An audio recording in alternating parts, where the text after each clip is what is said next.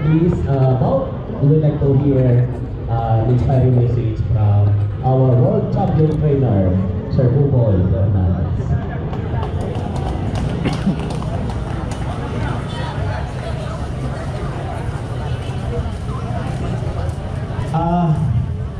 Magandang hapon po, Tagaligaw.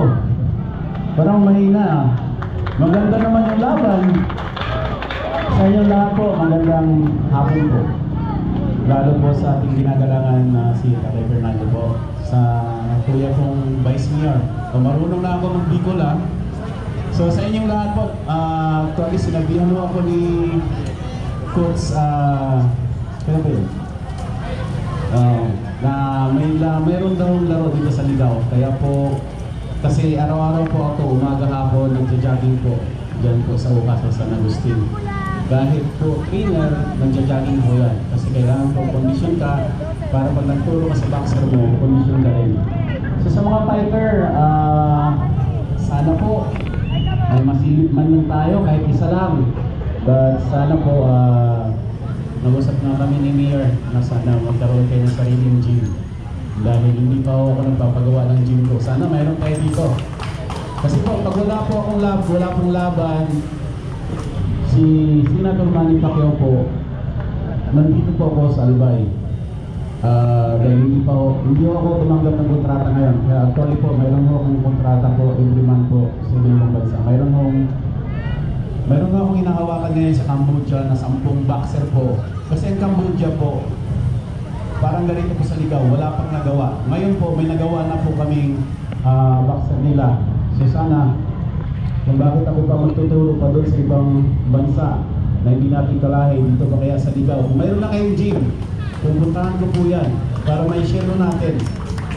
Kung tungkol sa pagmuni-muni nyo kay Senator Manny Pacquiao po, sa sunod na laban po, sa April po, April ang laban. Kasi dapat January 24, hindi ako pumayag. Kasi kulang ako ang training namin. So sa April po, sana matuloy na po yung Mayweather. Inaayos na lang po namin. Baka mag-primatso tayo bago tayo mag-retiro.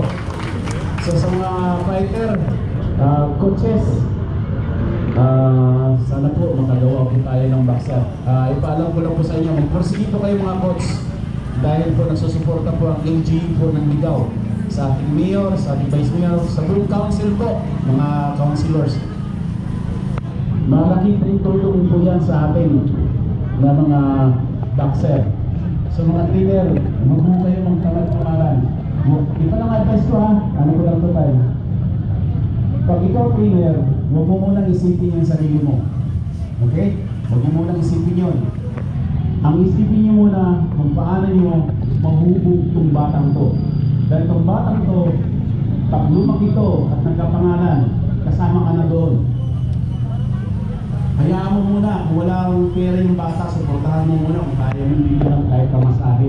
Mag-proceed tayo siya. Kaya sa mga coaches, sikapin mo natin makagawa at sana po, mamakita po sa ating mayor, sa vice mayor natin, magkaroon mo tayo ng gym dito sa Ligaw.